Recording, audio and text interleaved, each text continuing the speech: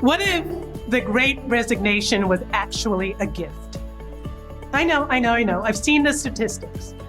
I know that the pandemic has led to enormous mass exodus of employees. But what if we stopped seeing the Great Resignation as a problem and started seeing it as an opportunity? An opportunity for a great recreation. Let's recreate the workplace. Let's recreate what leadership looks like. Replacing good talent is costly. Having spent over 15 years working with leaders and employees in some of the world's top organizations like Hewlett-Packard, American Express, and Consolidated Edison, I've learned that retaining talent hinges on preparing and creating great leaders.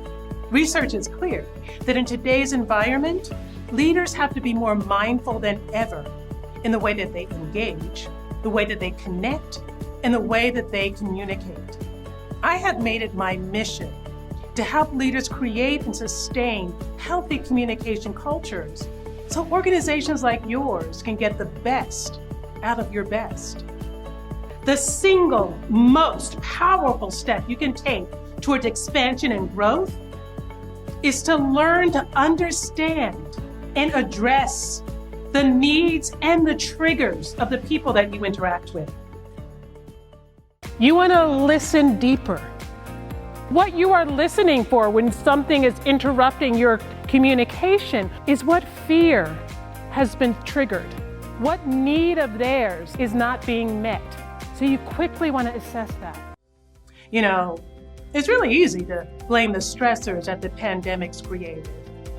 But pandemic-related issues are only a few of the stressors affecting your workplace. I know organizations like yours are making huge financial investments in diversity, equity, and inclusion training. Maybe you've even invested in wellness and sensitivity training programs.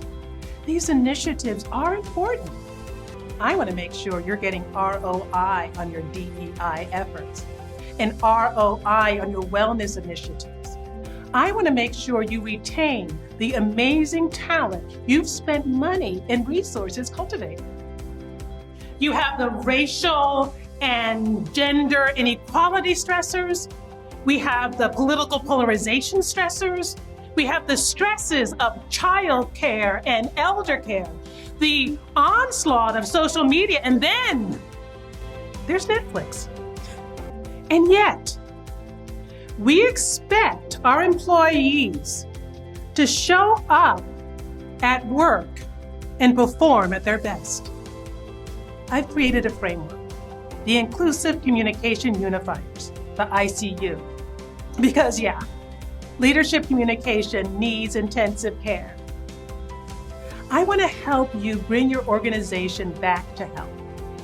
My ICU framework identifies 6 common psychological needs.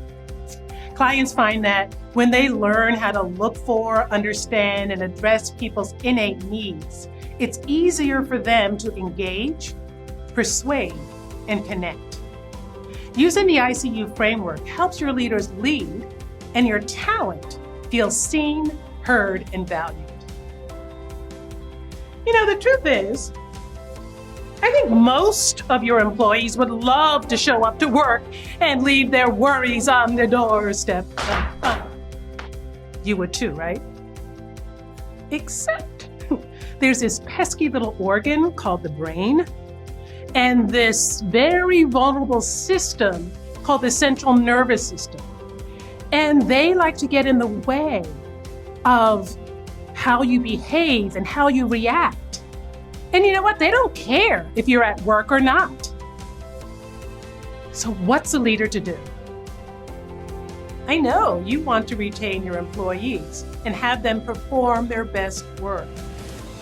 Let me work with your leaders to help them learn inclusive leadership communication. Whether it's live, virtual, or whether you want to go deeper with one of my coaching and consulting experiences, let's recreate your workplace using my ICU framework.